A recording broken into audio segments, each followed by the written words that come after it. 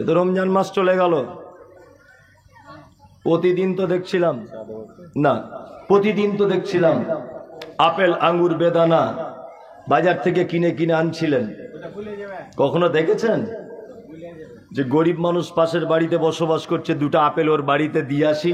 রমজান মাসে ভালো কাজ কেউ করেছেন? করেছেন? সুযোগ হয়নি, একদম সুযোগ হয়নি। আবার যদিও বা আমরা কিছু ভালো কাজ করছি, মিসকিনদেরকে কিছু দিচ্ছি, সাথে সাথে ক্যামেরাটা বার করে সেলফি করে ফেসবুকে ছাড়ছি, সাথে সাথে ছাড়ছি না? হ্যাঁ, এরকম করে একটু দাঁড়াও, 4টে ছেঁড়া কম্বল দিতে এসেছে শীতের সময়তে, তা 30 জন শুধু ক্যামেরা ধরে আছে এরকম করে। 12টা লোককে ইফতার দিয়েছে, তা 30 জন ক্যামেরা ধরে আছে এরকম করে। মানে কেমন করে ছবি তুললে ঠিক জুতের হয়? হ্যাঁ, এই এখানে যদি ছবি নিয়ে বাড়াবাড়ি করো, ওখানে ছবি হবে না, বাদ পড়ে যাবে। ভালো কাজ, মিসকিনদের সঙ্গে সদ্ব্যবহার করবেন। ফাওয়াইলুল লিল মুসাল্লিন, আল্লাহ তাআলা তারপরে বলছেন মুসল্লিদের জন্যই হচ্ছে ওয়াইল নামক জাহান্নাম। কাদের জন্য? মুসল্লিদের জন্য। আল্লাযীনা হুম আন সালাতিহিম সাহুন, যারা নামাজে অস্বস্তি বোধ করে। নামাজ পড়তে পড়তে অস্বস্তি আসে না? কিছু লোকের মাথায় টুপি দিতে ভুলে গেছে, মাথায় টুপি দিতে ভুলে গেছে, নামাজে দাঁড়িয়ে গেছে, হাত বেঁধেছে তাকবীরে তাহরিমাতে, পকেট থেকে টুপিটা বার করলি মাথায় দিলি, আবার এইরকম করে জোরে 440 ভোল্টেজে ফুঁক দিয়ে তবে মাথায় লাগাচ্ছে। আপনি জানেন না যে নামাজের মধ্যে কোনো কাজ করা যাবে না? টুপি লাগানো এটা কাজ কি কাজ নয়? কাজ কি কাজ নয়? এটা কাজ, এটা চলবে না, বিনা টুপিতেই পড়ুন। রমজান মাস ইউটিউবে দেখছিলাম কিছু কিছু জায়গা 20 রেখাত তারাবি হচ্ছে, 20 রেখাত তারাবি শেষ করে দিচ্ছে 30 মিনিটে। মনে মনে ভাবছি যে হারামখোরদের পাছাতে কি ডবল সিলিন্ডারের মেশিন লাগানো আছে? ঠকা ঠক দিচ্ছে আর উঠছে, মানে ফেরেশতারাও ভুলে যাবে মনে হয় যে রুকু গেল না সেজদায় গেল, এত গতি। আল্লাহু আকবার। অধিকাংশ মানুষ, আল্লাহ পবিত্র কোরআনে বলছেন নামাজ নামাজিকে মন্দ ও কুকর্ম হতে বিরত রাখে। এটা কোরআনে আছে না নেই? ইন্নাস সালাতা তানহা আনিল ফাহশাই ওয়াল মুনকার। তারপরে আছে কি? ওয়ালা যিকরুল্লাহি আকবার। আল্লাহ তাআলা বলছেন নিশ্চয়ই সালাত অর্থাৎ নামাজ নামাজিকে মন্দ কুকর্ম হতে বিরত রাখে। 40 বছর নামাজ পড়ছে, আপনার কোনো পরিবর্তন ঘটেছে? বলুন, ঘটেনি। তার মানে বুঝে নিতে হবে আপনার একদিনও উপরে কবুল হয়নি, শুধু মসজিদে ঘাটা পড়েছে আর কপালে দাগ হয়েছে, উপরে কবুল হয়নি। কবুল না হবার অনেক কারণের একটা কারণ আপনাকে বলছি, শুনে নেন। আমি মমতাজুল ইসলাম, আমি বক্তা, ধরে নেন লোকে বলে ছোটখাটো বক্তা। তা আপনি নূরপুর থেকে একদিন আমার বাড়ি গেলেন, ঠিক বাড়িতে যাওয়ার পরে আমার দরজায় মমতাজুল সাহেব আছেন বাড়িতে?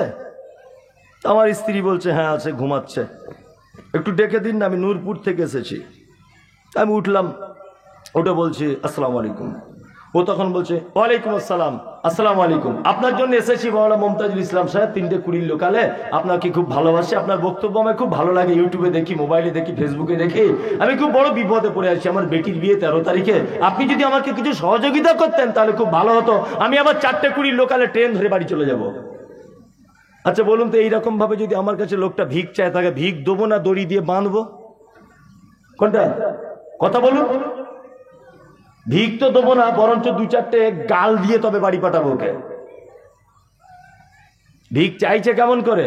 আসসালামু আলাইকুম রহমতুল্লাহ, আমার নাম অমুক, আমার বাড়ি নূরপুরে, আপনি যদি 10-20 টাকা দিয়ে সহযোগিতা করেন, আমার বেটির বিয়ে 3:20 লোকালে এসেছিলাম, 4:20 লোকালে আবার ফের তাড়াতাড়ি করে বাড়ি চলে যাবে, একটু তাড়াতাড়ি করে দিলে খুব ভালো হয়। ভিক্ষা পাবে কি পাবে না?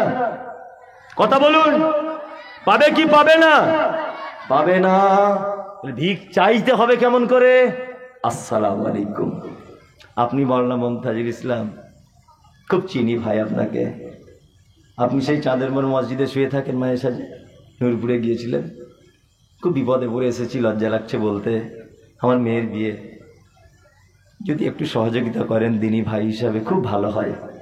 আমার মনে দয়া হবে, 500টা টাকা তাকে দেব, তাই তো? নামাজে দাঁড়িয়ে কি বলেন? আল্লাহুম্মা বাঈদ বাইনি ওয়া বাইনা বলা হয়ে যাবার পরে কি বলেন? আলহামদুলিল্লাহি রাব্বিল আলামিন।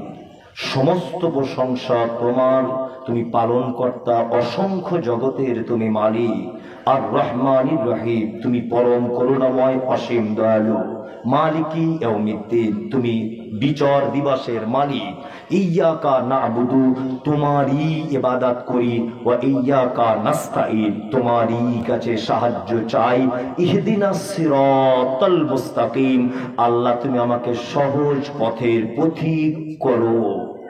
আল্লাহর কাছে চাইলেন ইহদিনাস সিরাতাল মুস্তাকিম, আল্লাহ তুমি আমাকে সহজ পথের, সরল পথের, হিদায়াতের পথের পথিক করো। এটা কার কাছে চাইলেন? আল্লাহর কাছে চাইলেন। নামাজে দাঁড়িয়ে গিয়ে বলছে আলহামদুলিল্লাহ রাব্বিল আলামিন রহমান রহিম মালিক ইয়াউমিদ্দিন, মাঝে ফাঁকে বাদ দিয়ে ওয়ালাজ্জালিন, আমিন। হেদায়েত পাবে? হেদায়েত পাবে? পাবে না। সূরা ফাতিহা প্রত্যেক আয়াত 7 আয়াত 7 নিঃশ্বাসে তেলাওয়াত করুন, এটা সুন্নাত।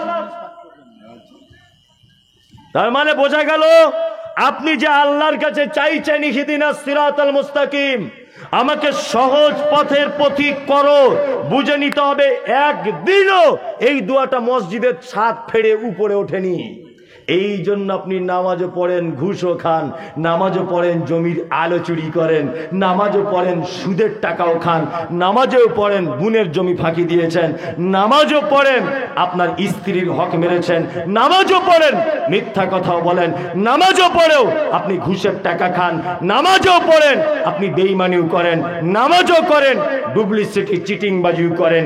বোঝা গেল আপনার সালাত একদিনের তরে কবুল হয়নি। কি বলছি বুঝতে পারছেন? তাহলে নামাজে আমাদেরকে মনোযোগী হতে হবে। কি বলছি বুঝতে পারছেন? বিপরীত অমনোযোগী হওয়া কি যাবে না। নামাজ পড়তে দাঁড়িয়েছে, মশা মারছে, পাছায় চুলকাইছে, পিঠে চুলকাইছে, এ কেমন? হ্যাঁ, ইমাম সাহেব যদি কেরাত একটু লম্বা করে দিচ্ছে, একটু শর্ট করলে হয় না? আর তারাবি পড়াতে আমি 2-4 জায়গায় তারাবি পড়িয়েছি রমজানে, শুধু এরকম করছে, এরকম মুখে বলছে না, এরকম। কি বলছি বুঝতে পারছেন? শুধু মুখে এরকম করছে, মানে আমি ভাবছি যে তাহলে মনে হয় জিবরিল আজকে রাতে এসে কোরআন আবার নতুন করে অবতীর্ণ করতে হবে। এত ছোট সূরা পাবো কি করে? 3 বার ওয়াল আসরে, ইন্না আতাইনাকাল কাউসার, কুল হুয়াল্লাহু আহাদ, তবুও পিছন দিক দিয়ে বলছে আর একটু শর্ট করলে হয় না? মনে মনে বলছি হারাম কর, তুই নামাজ পড়তে কেন এলি? তুই ঘরে যা, বইয়ের সাথে গিয়ে গল্প কর যা। ইন্না তাইনা দিয়ে চালাচ্ছি, তবুও বলছে আর একটু শর্ট করলে হয় না? আশ্চর্য ব্যাপার। নামাজ আমাদের মনোযোগী থাকে? থাকে বলুন? একদম থাকে না, সব সময় তো অমনোযোগী। একটা কথা আমি সব জায়গাতে বলি, তবে হাসানোর জন্য বলছি না, তবুও মানুষ হাসবে আমি জানি। মাইকওয়ালা ভাই, নয় বন্ধ করো, না এটা বাদ দাও। হ্যাঁ, কন্ট্রোল করছে। হুগলি জেলাতে আমি একবার তারাবি পড়াতে গেছি, তখন মাদ্রাসা থেকে সবে পড়ে এসেছি। তোমার আব্বাকে বলছি, আব্বা আমি তো মাদ্রাসায় পড়াতে পারবো না, আমার যোগ্যতা কম, আর মসজিদে ইমামতি করতে পারবো না, আমার রাগ বেশি। আমার শরীরে গোশ না থাকতে পারে, আমি কিন্তু খুব রাগী লোক, কথায় কথায় রেগে যায়। সেটা আমার বউ ছাড়া আর কোথাও অবশ্য রাগটা দেখাই না। অন্য কোথাও দেখালে তো আমিও মার খেয়ে যাবো, ওই জন্য দেখাই না ভয়ে। বাড়িতে দেখাই মাঝে সাঝে। তোমার আব্বাকে বলছি যে আমি মাদ্রাসায় পড়াবো না, মসজিদে থাকবো না। তোমার আব্বা বলছে তোমাকে নয় মাদ্রাসায় পড়াতে হবে, আর নয় মসজিদে থাকা লাগবে, বিকল্প কোনো রাস্তা নেই। কারণ আমি বড় কষ্ট করে চাষি মানুষ, চাষবাস করে তোমাকে আমি 10-12 বছর মাদ্রাসায় পড়িয়েছি, আর নয় আমার ঘর ছেড়ে তুমি চলে যাও। তাই বললাম তাহলে একটা মসজিদ ঠিক করা যাক। তা রমজান মাসে একটা মসজিদ ঠিক করেছি, 1 মাসের জন্য তারাবি পড়াবে, এরকম একটা ব্যাপার। এটা অনেক জায়গায় বলি, আজকেও বলছি, অবস্থা বর্তমানে। তারাবি পড়তে দাঁড়িয়েছি, এসা হয়ে গেছে, তারাবি পড়তে দাঁড়িয়ে হাতটা বেঁধেছি, সূরা ফাতিহা বলেছি, আর একটা সূরা বলেছি, রুকুতে গেছি। রুকুতে যখন গেছি তখন গরমের দিন কারেন্ট চলে গেছে, তা পিছন দিক দিয়ে একটা ছেলে তখন বলছে, যার শালা কারেন্টটা চলে গেল। নামাজ পড়তে পড়তেই বলছে, যার শালা কারেন্ট চলে গেল। বলছি ওরে, আমারও খুব হাসি লেগে গেল, বুঝলেন? হাসি থামানো যায় বলুন? ও যখন বলছে যার শালা কারেন্ট চলে গেল, আমি মনে মনে ভাবছি যে নামাজের ভিতরে যদি বলে যার শালা কারেন্ট চলে গেল, তাহলে বাইরে হলে কি বলতো? আশ্চর্য ব্যাপার। এটা আমাদের নামাজিদের অবস্থা। আল্লাহ তাআলা বলছেন ইউরাউন, যারা লোক দেখানো সালাত আদায় করে। তবে এখানে আরো একটা গুরুত্বপূর্ণ কথা বলে দিচ্ছি, ভালো করে শুনে নেন। আল্লাহ তাআলা পবিত্র কোরআনের মধ্যে বলছেন যে সাকার নামক জাহান্নামীদের জিজ্ঞাসা করবে জান্নাতীরা যে কেন তোমরা জান্নাতের ভিতরে এসেছো? তারা তখন বলবে ক্বালু লাম নাকু মিনাল মুসাল্লিন, আমরা শুধুমাত্র জাহান্নামে এসেছি, নামাজি ছিলাম না তাই। তার মানে এই আয়াত থেকে একেবারে স্পর্শ হয়ে গেল বেনামাজি জান্নাত যেতে পারছে না। পারছে? এই আয়াত অনুযায়ী পারছে? পারছে না। আর ইউরাউন, আল্লাহ বলছে ওয়াইল নামক জাহান্নামে যাবে ওরা যারা লোক দেখানো নামাজ পড়ে। এবার একটা কথা বলি, 4 দিন আগে রমজান মাস পার হলো, সব মসজিদে দেখবেন ঝামেলা, কাতার নিয়ে ঝামেলা, কারো জুতো চুরি, ইমাম সাহেবের পাছাতে লাগা, মানে এত নতুন নামাজিদের আবির্ভাব। একদম দেখবেন মাগরিবের 1 ঘন্টা আগে দাঁতন করছে, মনে হবে ফেরেশতা একেবারে।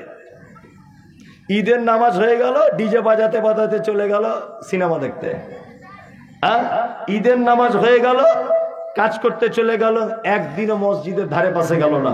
এরকম লোক এই গ্রামে আছে প্রচুর প্রচুর। এরা লোক দেখানো নামাজি। আবার কিছু লোক আছে জুম্মার দিনে যায়, একদম ফক সেন্ট মেরে সাদা পাঞ্জাবি পরে, মানে অনেক টাকা পয়সার মালিক, তো একটু গরম গরম ভাব না দেখালে হবে? হ্যাঁ, জুম্মার দিনে গিয়ে ইমাম সাহেবের পিছনে দাঁড়িয়ে আছে, পাছাতে লাথি মারলে সূরা ফাতিহা বলতে পারবে না, ইমামের পিছনে গিয়ে বসছে। ওর পাছাতে যদি একটা লাথি মারা হয় তা ও একটা আলিফ বার করতে পারবে না, অথচ ইমামের পিছনে সেই দাঁড়াবে যে ইমামের অনুপস্থিতি। ইমাম ইমামতি করছে, বাই চান্স ওর পায়খানা লেগে গেল, পেচ্ছাপের প্রয়োজন, কিছু একটা হলো, ও চলে গেল ফট করে নাকে হাত দিয়ে, সে গিয়ে যে ইমামতিটা করবে এই ক্ষমতা ওর নাই। ও ফক সেন্ট মেরে গিয়ে ইমাম সাহেবের পিছনে দাঁড়িয়ে আছে। আশ্চর্য ব্যাপার, শুধু জুম্মার দিনে দিনে যায়। এই যে একটা হাদিস শুনে রেখেছে, কি হাদিস? হাদিস শুনে রেখেছে, একটা জুম্মা থেকে আর একটা জুম্মার পাপগুলিকে আল্লাহ নবী সাল্লাল্লাহু আলাইহি ওয়াসাল্লাম বলছেন ক্ষমা করে দেওয়া হয়। কি বলছি বুঝতে পারছেন না? তবে হুজুরের এটা জানা দরকার ছিল যে কাদের ক্ষমা করা হয়, এটা জানা ছিল। জব কার্ড বুঝেন তো? জব কার্ড আপনাদের গ্রামে হয়নি? হয়। তা গ্রামের মোড়ল পঞ্চায়েত কালকে অ্যানাউন্স করে দিয়েছে যে আগামী বুধবার পাঞ্জাব ব্যাংকে টাকা দেওয়া হবে, যারা যারা জব কার্ড আছে গিয়ে লাইন দিয়ে টাকা তুলে নিবে, ম্যানেজার বলে দিয়েছে। আপনি লাইনে দাঁড়িয়ে আছেন, তার আগে আছে আব্দুল শুকুর, তার আগে আছে আব্দুল সুবহান, তার আগে আব্দুল গফফার, 3 জনা টাকা পেয়ে গেল। আপনি এবার আপনার বইটা কাউন্টারের ভিতরে দিয়েছেন, যা কাউন্টারে যে বাবু আছেন উনি সুইচটা দাবিয়ে বলছে, ভাই তুমি কাজ করেছিলে? যে না, কাজ করা তো হয়নি, জব কার্ড আমার আছে, কাজ করিনি। আচ্ছা বলুন তো টাকা পাবে কি পাবে না? পাবে? পাবে না। শুধু জব কার্ড থাকলে হবে না, কাজের হাজিরিটা তুলতে হবে। এক জুম্মা থেকে আরেক জুম্মা ক্ষমা করে দেওয়া হবে কাদের? শুধু মুসলমান আব্দুল সত্তার, আব্দুল গফফার বড় পাঞ্জাবি পরে জুম্মার দিন উপস্থিত হয়েছে এর জন্য নয়। এ শুধু কলেমা পড়েছে, জব কার্ড করা আছে, কিন্তু 1 সপ্তাহ যে হাজিরি ছিল না, 1 সপ্তাহ হাজিরি দিয়েছে? দেয়নি। তার মানে ওকে ক্ষমা করা হবে না। শুনুন, যারা শুধু জুম্মার সালাত আদায় করছেন, আপনাদের কাছে বিনীত অনুরোধ, ইউরাউন এই দলের ভিতরে আপনারাও আপনাদের জন্য ওয়াইল নামক জাহান্নামের কথা আল্লাহ ঘোষণা করছেন। যারা রমজান মাসে নামাজ আদায় করেছেন, রমজান মাসে যারা সালাত আদায় করেছেন, এমনি মাসে যারা মসজিদে আসতে পারছেন না, এমনি মাসের ব্যাপারে যারা অভিযোগ করছেন নানান রকমের, তাদেরই ব্যাপারে আমার মনে হয় আল্লাহ তাআলা বলছেন ইউরাউন, এদেরই জন্য ওয়াইল নামক জাহান্নাম রয়েছে। তার মানে আল্লাহর উদ্দেশ্যে নামাজ পড়া লাগবে। কার উদ্দেশ্যে? আল্লাহর উদ্দেশ্যে। বিপরীত দিকগুলো নেন। আর শেষ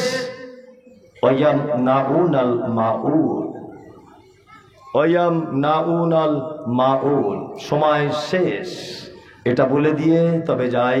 ওদিকে সূরা ৩-এর আরো ৩টা আয়াত বাকি আছে, ওটা আর বলা হবে না, এইটাই বলে যাই। আল্লাহ তাআলা বলছেন, যারা তার প্রতিবেশীকে সামান্য কিছু জিনিস উপকার করা থেকে বিরত থাকে এদের জন্য জাহান্নাম। বিপরীত আপনি শব্দটা গ্রহণ করুন, প্রতিবেশীকে সর্বদাতে সহযোগিতা করবেন, এটা উত্তম কাজ। কি বলছি বুঝতে পারছেন? প্রতিবেশীকে আল্লাহ নবী সাল্লাল্লাহু আলাইহি ওয়াসাল্লাম বলেছেন, কোন প্রতিবেশী আর একটা প্রতিবেশীকে যেন তার দেওয়ালে কাঠ বা কুঞ্চি টেক লাগিয়ে রাখতে নিষেধ যেন না করে।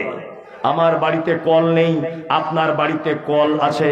আমার স্ত্রী আপনার বাড়িতে ২-৩ দিন পানি আনতে গেছে, আপনার স্ত্রী মিষ্টি করে বলছে, বুবু আমাদের কলে এসো না, কলের খারাপ হয়ে যেতে পারে। আপনাদের বাড়িতে 15টা লোক কল টেনে পানি নিচ্ছে, তখন খারাপ হয় না, আর আমার বউ গিয়েছে 2 দিন আর খারাপ হয়ে যাবে?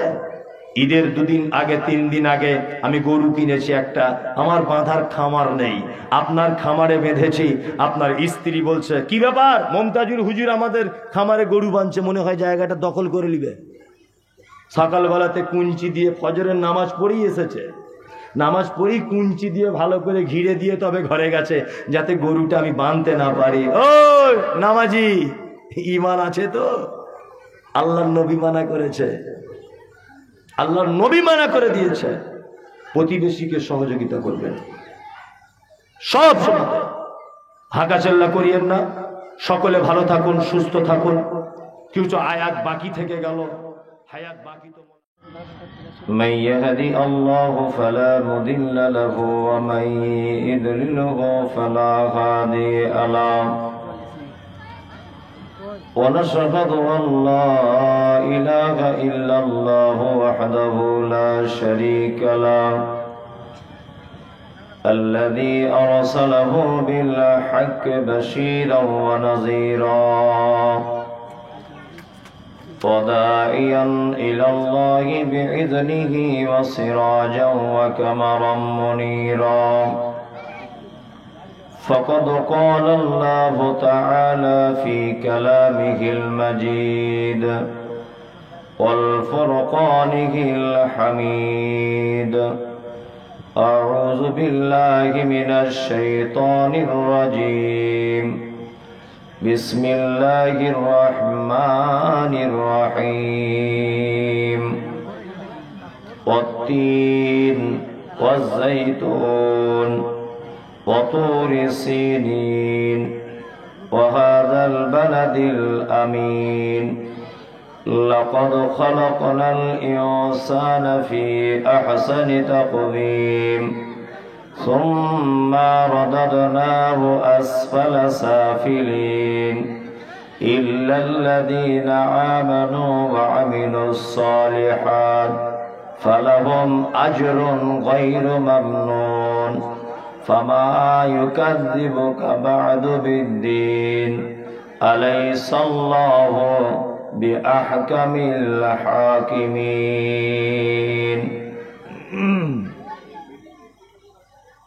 আজকে জলসার সুযোগ্য নির্বাচিত যোগ্যতম সভাপতি, উপস্থিত আমন্ত্রিত ওলামায়ে কেরাম ও অতিথিবৃন্দ, শ্রোতা হিসাবে যারা এসেছেন, আসছেন, চলে গেছেন, নারী পুরুষ আবাল বৃদ্ধ বনিতা নির্বিশেষে সকলকে জানাই আন্তরিক শুভেচ্ছা, ভালোবাসা, প্রেম, মোবারকবাদ, ধন্যবাদ, সাধুবাদ, স্নেহাশিস যথাক্রমে শ্রেণীগতভাবে। আলহামদুলিল্লাহ, এতক্ষণ পর্যন্ত আপনারা সহিহ হাদিস এবং কোরআনের আলোকে আলোচনা শুনছিলেন। আমার খুব কাছের মানুষ, বন্ধুবর, অত্র এলাকার শ্রদ্ধার পাত্র জনাব তাসিরউদ্দিন সাহেব হাফেজাহুল্লাহ, এখন আমি এসেছি কিছু কথা বলবো। তমা তৌফিক ইল্লা বিল্লাহ, আলাইহি তাওয়াক্কালতু ওয়া ইলাইহি উনীব। আমি পবিত্র গ্রন্থ মুকুট আল কোরআনুল কারীমের খুব পরিচিত একটি সূরা। সাধারণত যারা 5 ওয়াক্ত সালাত আদায় করেন অধিক অংশ মানুষেরই এটা মুখস্থ, অধিক অংশ মানুষেরই। কিন্তু দুর্ভাগ্য হলেও এটা সত্য যে আমরা 1500 বছর আগে পবিত্র আল কোরআন এসেছে, আমরা তার বাংলা অনুবাদটি কখনো পড়ে দেখার চেষ্টা করিনি। পত্র পত্রিকা, সোশ্যাল মিডিয়া, বাংলা বই, উপন্যাস, কবিতা, গদ্য, ছন্দ, পদ্য, উপন্যাস সবকিছুই পড়ি, কিন্তু পবিত্র আল কোরআন আল্লাহ সুবহানাহু ওয়া তাআলা কি বলেছেন, কি বলতে চেয়েছেন, কাদের জন্যে বলেছেন, এই ব্যাপারগুলি আমরা কখনোই পড়ে দেখিনি। আমি বক্তা, আমি বড় আলেম নয়। বড় আলেম আলাদা, শাইখুল হাদিস আলাদা, আমি বক্তা। বক্তাটা আলাদা সাবজেক্ট। তা যেটায় বক্তব্যর বক্তার পরিচিতি ঘটে তার গলাতে, তার জবানে, আলহামদুলিল্লাহ, খারাপ ভালোটা আল্লাহর প্রশংসা। মানে গলা আমার ভেঙে চানাচুর হয়ে গেছে আজকে। ওই জন্য সভাপতি সাহেবকে বললাম যে আপনি আমাকে 1 ঘন্টা মতো টাইম দেন। মাঝখানে তাসিরউদ্দিন ভাই গন্ডগোল করে দিল, চালাকি করে বাড়িয়ে দিল। তবু আমি একটা একটা করে বলছি ভাঙা গলাতে, নাচতে নেমে ঘোমটা দিলে হবে না সেই হিসাবে। সর্বপ্রথম আমি বলি যে পবিত্র আল কোরআনে যতগুলি সূরা আল্লাহ সুবহানাহু ওয়া তাআলা অবতীর্ণ করেছেন তার মধ্যে এত আশ্চর্য কথা এবং এত গুরুত্বপূর্ণ কথা আর কোন সূরাতে বলেছেন এটা আমার চোখে পড়ে না। আর অন্যান্য বিষয় আলোচনা আছে, তাওহীদ, হায়াত, মওত, জান্নাত, জাহান্নাম, কিন্তু এই সূরার ভিতরে আল্লাহ সুবহানাহু ওয়া তাআলা এমন কিছু শব্দ ব্যবহার করেছেন যেটা আপনি অবাক হয়ে যাবেন, যেটা সম্ভব কি করে। কোন রকমের আজে বাজে কথা না বলে আমি সূরাটার বাংলা অনুবাদ প্রথমে করি। আল্লাহ তাআলা বলছেন অত্তিন, এখানে অকাসমিয়া, আল্লাহ তাআলা 3 ফলের কসম করে বলছেন। 3 এর অনেক ব্যাখ্যা হয়েছে, তার মধ্যে নির্ভরযোগ্য ব্যাখ্যা ঠিক আমাদের এখানে ডুমুরের মতো যে ফল, এই ডুমুরের মতো দেখতে এই ফল, এটা ডাইরেক্ট ডুমুর নয়। আপনি তাফসীর ইবনে কাসির খুলে দেখুন, ডুমুরের মতো দেখতে এই ফলটা জেরুজালেম তথা ফিলিস্তিনে খুব বেশি হয়। পৃথিবীর 3টে দেশে হয়, ফিলিস্তিনে বেশি হয়, ইদানিং ওমানে এই ফলটা কিছু দেখা যায়, আর দেখা যায় আপনার আরেকটি দেশ, পার্শ্ববর্তী দেশ ইরাক, এই দেশের কিছু অংশে এই ফলটা দেখা যায়। এই ফলের আল্লাহ সুবহানাহু ওয়া তাআলা কসম করছেন অত্তিন, তারপরে কসম করছেন জাইতুন। জয়তুন যেটা আমাদের এখানকার মানুষেরা জলপাই বলছে, জলপাই, এইটার কসম করে বলছেন অতুরে সিনিন। আর সিনাই পর্বতের কসম করে বলছেন, যে সিনাই পর্বতে নবী মুসা আলাইহিস সালাম আল্লাহ সুবহানাহু ওয়া তাআলার সঙ্গে কথোপকথন করেছিলেন, এই পাহাড়ের কসম করে আল্লাহ বলছেন। এবার একটা কথা বলি, আল্লাহ রব্বুল আলামিন সারা পৃথিবীর যা কিছু আছে সমস্ত কিছুর মালিক কে? আল্লাহ। আল্লাহ সুবহানাহু ওয়া তাআলা। মানুষ কসম করে কখন? না, আমি রাত 2টোর সময়তে বাড়ি এসেছি, দরজা আওয়াজ করছি, আমার স্ত্রী দরজা খুলে দিল। তা আমার স্ত্রী একটু মেজাজটা কড়া করে আমাকে বলছে, এত রাতে কোথায় ছিলে? আল্লাহ, নূরপুরে তাসিরউদ্দিন ভাই জলসার ডেট করেছিল, আমি জলসায় বক্তব্য দিতে গিয়েছিলাম। আমার স্ত্রী তখন বলছে, না তোমাকে দেখে আমার একটু সন্দেহ হচ্ছে, তুমি তো জলসায় এরকম জামা কাপড় পরে তো যাও না, কোনো ব্যাপার আছে নাকি বলো তো? প্রায় মাঝে সাঝে তুমি রাত 2টোর সময়তে ঘরে আসো, কি ব্যাপার? তখন আমার স্ত্রী যাতে আমাকে বিশ্বাস করে, তাকে গুরুত্ব দিতে গিয়ে আমি বললাম, আল্লাহর কসম, আমার মরা নানির কসম করে বলছি, আর কি বলবো তোকে, আমার বেটার কসম, আমার বেটির কসম, আমি জল সাথেই গিয়েছিলাম, কোথাও যাইনি। যদিও আল্লাহ ছাড়া কারো নামে কসম করা ঠিক নয়, করা যাবে না। অনেক মানুষ করে বেটার মাথায় হাত দিয়ে, মাটিতে দাঁড়িয়ে মসজিদের কসম, মাদ্রাসার কসম, কোরআনের কসম, কোনো কসম করা যাবে না। ইমার্জেন্সি পদক্ষেপের জন্য যদি কসম কেউ করে, আল্লাহর নামে করবে। তা আমি আমার স্ত্রীর সঙ্গে আমার ঘনিষ্ঠ সম্পর্ক, এই জন্যে আমি কসমটা খেয়ে গুরুত্ব বোঝাতে চাচ্ছি যে দেখো আমি সৎ, আমি কোথাও যাইনি, নূরপুরেই আমি ছিলাম।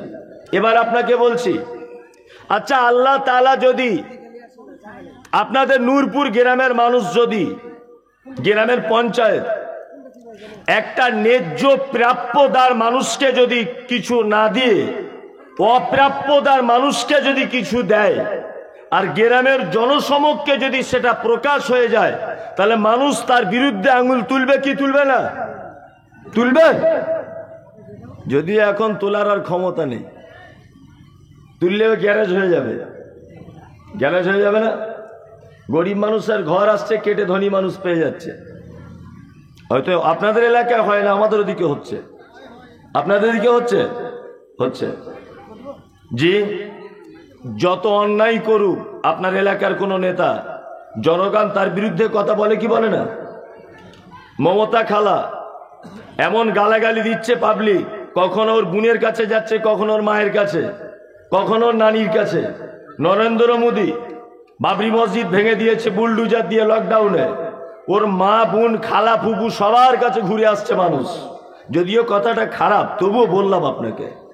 তার মানে ভুল ত্রুটি হলে মানুষ তার বিপক্ষে গালাগালি করবে, প্রতিবাদ জানাবে প্রয়োজনে। 115 টাকার পেট্রোল যদি কালকে সকালে 120 টাকা হয়, দেখবেন বিরোধী পক্ষের মানুষেরা রাস্তা অবরোধ করছে, করবে না? করবে। এবার আপনাকে একটা কথা বলছি, আচ্ছা আল্লাহ কিয়ামতের মাঠে যদি কোনো অপরাধীকে ধরে যদি জান্নাতে দিয়ে দেয়, আচ্ছা কিয়ামতের মাঠে সেদিন মিছিল উঠবে, আল্লাহ তুমি কেন ওকে জান্নাতে দিলে, কেন ওকে জান্নাতে দিলে, কেন ওকে জান্নাতে দিলে? প্রতিবাদ চাই, এর জবাব চাই, এর জবাব চাই, জবাব তোমায় দিতেই হবে। বলার লোক থাকবে? থাকবে? থাকবে না, কেউ থাকবে না। কোন মানুষকে ধরে যদি জাহান্নামেও দিয়ে দেয়, আমার বেটাকে যদি জাহান্নামে দেয়, আমি তার বিরুদ্ধে মামলা চালাতে পারবো কিয়ামতের মাঠে? পারবো না। যিনি হচ্ছেন বিচারকের বিচারক, যিনি ওহুয়া আলা কুল্লি শাইইন কাদির, পৃথিবীর সমস্ত বিষয়ের উপরে যিনি ক্ষমতা রাখেন, এই রকম স্রষ্টা মানুষকে কাকে বোঝাতে চাইছেন এতগুলো কসম করে? কাকে ইম্পর্টেন্ট ভাবছেন? কাকে গুরুত্ব দিয়ে এতগুলি কসম করছেন? কেন? একটা মাত্র কথা বলার জন্য আল্লাহ তাআলা কসম করছেন। এখনো কসমের জবাব দেননি আল্লাহ। আল্লাহ তাআলা বলছেন, খলাকাল ইনসান ফি আহসানি তাকদীর। কসমের জবাব। আমি মানুষকে তৈরি করেছি উন্নত পরিকাঠামো দিয়ে। এখানে এবার কয়েকটা কথা আপনাকে বলি। আচ্ছা, আল্লাহ কজন? এক। নবী মোহাম্মদ সাল্লাল্লাহু আলাইহি ওয়াসাল্লামের উপরে কোরআন অবতীর্ণ হয়েছে। হযরত মুহাম্মদ ছাড়া কোরআন আর কারো কাছে অবতীর্ণ হয়েছে? হয়নি। মাধ্যম, মাঝখানে মিডিয়া করেছে কে? জিবরিল, তাই তো? তাহলে জিবরিলও একজন, নবীজিও একজন, আল্লাহ একজন। আল্লাহ তাআলা এখানে কি বলছেন? মানুষকে তৈরি করেছি আমি সুন্দর পরিকাঠামো দিয়ে। এর সমস্ত দিকটাই সুন্দর।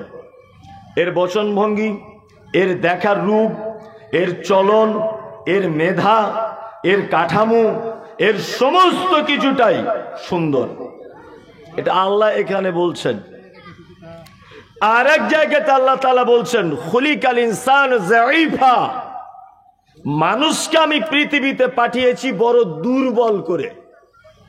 দুই রকমের কথা হলো, এখানে বললেন বড় কাঠামো ভালো করে পাঠিয়েছি, আর এই জায়গাতে বলছেন খুলিকাল ইনসান যায়ীফা, মানুষকে আমি দুর্বল করে পাঠিয়েছি। এটা দু রকমের পদ্ধতি হলো। তিন রকমের কথা আল্লাহ তাআলা বলছেন উলাইকা কাল আনআম বাল হুম আযাল উলাইকা হুমুল গাফিলুন।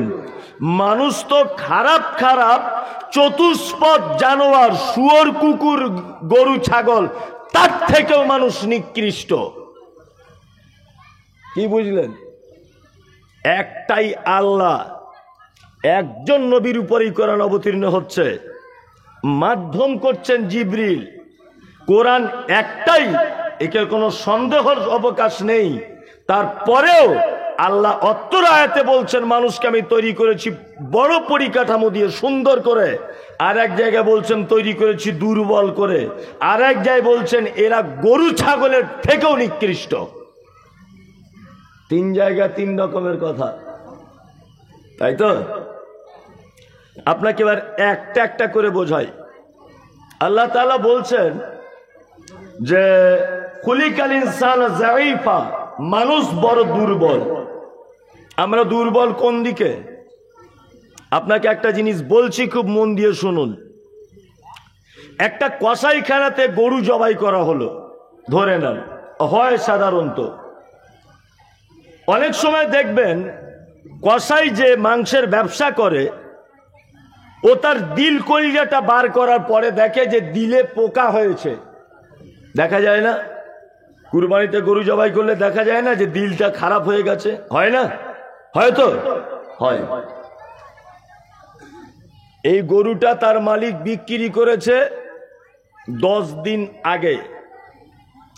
এই 10 দিন আগে থেকে এই লোকটা 2 বছর যাবত এই গরুটা দিয়ে হাল চালাচ্ছে, জমি চাষাবাদ করছে। 2 বছর 2 বছর চাষাবাদ করার পরে বিক্রি করেছে কসাইয়ের কাছে। কসাই বাড়িতে ওয়েট করিয়েছে 10 দিন, তারপরে ওকে জবাই করেছে। জবাই করার পরে প্রমাণ হচ্ছে যে ওর কলিজা খারাপ। এবার আপনাকে বলছি মানুষ কত দুর্বল। একটা গরুর ওজন টোটালে যদি পাল্লাতে চাপানো হয় 5-7 কুইন্টাল হয়ে যাবে মনে হয়, এমনও বড় গরু আছে। এত বড় একটা দেহ, তার ভিতরের কলিজা খারাপ, পোকা লেগেছে। তার মালিক পৃথিবীর কোন ল্যাবরেটরিতে গিয়ে আল্ট্রাসোনোগ্রাফি করে দেখেছিল যে আমার গরুটার ভিতরের কলিজাটায় পোকা লেগেছে? দেখেছিল? দেখেনি। ওই অবস্থাতে 2 বছর যাবত হাল চালিয়েছে, কোনো অসুবিধা হয়নি। জবাই করার পরে প্রমাণ হলো ওর কলিজা খারাপ। আল্লাহু আকবার। মানুষ কত দুর্বল। চাচা কি ব্যাপার, উপুর হয়ে শুয়ে আছো? আর বলিও না ভাতিজা, পিঠে একটা ফোঁড়া হয়ে গেছে সামান্য, চিত হয়ে শুতে পারছি না। জি, কিডনির ভিতরে ডাক্তারবাবু ফটো করে বলছে, মানে 1 সুতো পরিমাণ, 1 ইঞ্চিও নয়, 1 ইঞ্চিকে মনে হয় 100 দিয়ে ভাগ করলে যেটা আসবে এই পরিমাণ কিডনিতে একটা পাথর হয়েছে। মোটামুটি 30,000 টাকা শুধু ফটো করতে গেছে। আর ডাক্তারের ওষুধ তো আলাদা। বহরমপুর, কলকাতা, চেন্নাই, ব্যাঙ্গালোর, ভেলোর, সাই বাবা, দেবী সিটি সব ঘুরে চলে এলো, সামান্য একটা পাথরের যন্ত্রণা সহ্য করতে পারছে না। অথচ একটা গরু, তার কলিজা খারাপ, 2 বছর হাল চালালো, তার কোনোদিন ওষুধ খাওয়ার প্রয়োজন হয়নি। হয়েছে? হয়নি। আল্লাহ সুবহানাহু ওয়া তাআলা বলছেন মানুষ বড় দুর্বল। আরো কি দুর্বল আপনাকে বলছি। প্লেন আবিষ্কার করেছে কে? ফেরেশতারা না মানুষে? মানুষ। রকেট আবিষ্কার করে চাঁদে যেতে সক্ষম হয়েছে কে? মানুষ। মাটির তলাতে গ্যাস ছিল, এই গ্যাসগুলো সিলিন্ডারে ভরতে হবে, আবার ওভেনে পাইপ ফিট করতে হবে, লাইটার দিয়ে জ্বালিয়ে গোশত রান্না করা যাবে। এ পদ্ধতি আবিষ্কার করেছে কে? মানুষ। মানুষ কত দুর্বল। আপনি এখান থেকে চেন্নাই যাবেন, দমদম এয়ারপোর্টে প্লেনে উঠেছেন, তা প্লেনে যারা ওঠেন তারা জানেন ছাড়ার টাইম হলো, 2 জন ইঞ্জিনিয়ার এসে প্লেনটাকে চেক করছে যান্ত্রিক কোনো ত্রুটি আছে কিনা। কোনো ত্রুটি থাকতেও পারে, দেখার পরে মেশিন দিয়ে চেক করার পরে পাইলটের কাছে ইনফরমেশন এসেছে কন্ট্রোল রুম থেকে, যে আপনি নেতাজি সুভাষচন্দ্র বিমানবন্দর থেকে আপনার প্লেন আসমানের উপরে তোলেন, আপনার টাইম হয়ে গেছে, যান্ত্রিক কোনো ত্রুটি নেই। 200 জন যাত্রী আছে। প্লেনের সেবিকারা দরজা লাগিয়ে দিল, লাগিয়ে দিয়ে এরকম করে দেখিয়ে দিচ্ছে সিট বেল্ট এরকম করে লাগান, আর বাই চান্স প্লেন যদি দুর্ঘটনায় পড়ে যায়, সিটের তলাতে এরকম প্যারাসুট রাখা আছে, এরকম ভাবে নিয়ে এইভাবে পড়ে ঝুলে পড়বেন। আর আমরা এখন এত উঁচুতে যাব অমুক বিমানবন্দরের উদ্দেশ্যে। যে যে ধর্মের মানুষ, গড, ভগবান, ঈশ্বর সবাই স্মরণ করে থাকুন। আমরা কলকাতা নেতাজি সুভাষচন্দ্র থেকে এইমাত্র ছেড়ে যাচ্ছি। 200 জন যাত্রী। কন্ট্রোল রুম ছেড়ে দিতে বলল, প্লেন উঠে গেল আসমানের উপরে, যাত্রীরা বসে আছে মজা করে। যাত্রীরা 10 মিনিট পরে আসমান থেকে ভেঙে প্লেনটা ধুম করে পড়ে গেল মাটিতে। পেপার পত্র পত্রিকায় এরকম ঘটনা দেখতে পাওয়া যায়, যায় তো যায়, যে প্লেন ভেঙে পড়েছে। আচ্ছা বলুন, কন্ট্রোল রুম দমদম এয়ারপোর্ট যদি বুঝতে পারত 100,000 কোটি টাকার প্লেন, 200 জন নিরীহ যাত্রী, আমার 4 জন পাইলট, আমার 10 জন কর্মচারী, সেবিকা, আমার এত দামি প্লেন, 200 জন নিরীহ মানুষ 10 মিনিট পরে ফাঁকা আসমান থেকে ভেঙে মাটিতে পড়ে যাবে, একজনও বেঁচে থাকবে না, তাহলে বলুন কন্ট্রোল রুম তাকে পারমিশন দিত যে উপরে উঠে চেন্নাইয়ের দিকে যাওয়া শুরু করো? পারমিশন দিত? দিত না। আল্লাহ বলছেন খুলিকাল ইনসান যায়ীফা, পৃথিবীতে যত মেশিন আবিষ্কার করেছ, যত উন্নত মানের যানবাহন আবিষ্কার করেছ, যত তোমরা কম্পিউটার, ল্যাপটপ, মোবাইল, স্যাটেলাইট যা কিছু আবিষ্কার করেছ, তবে শোনো, আমার জ্ঞান ধরে রাখার, আমার জ্ঞান বোঝার মেশিন আবিষ্কার করা পৃথিবীর মানুষ সক্ষম নয়। 2 মিনিট পরে কি হবে, 2 সেকেন্ড আগে কি হবে, এইটা বোঝার মেশিন আজও পর্যন্ত আবিষ্কার করা যায়নি।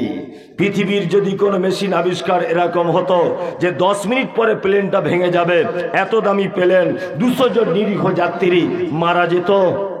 যেত? যেত না। আল্লাহ বলছেন খুলিকাল ইনসান যায়ীফা, নিশ্চয়ই মানুষ অতীব দুর্বল।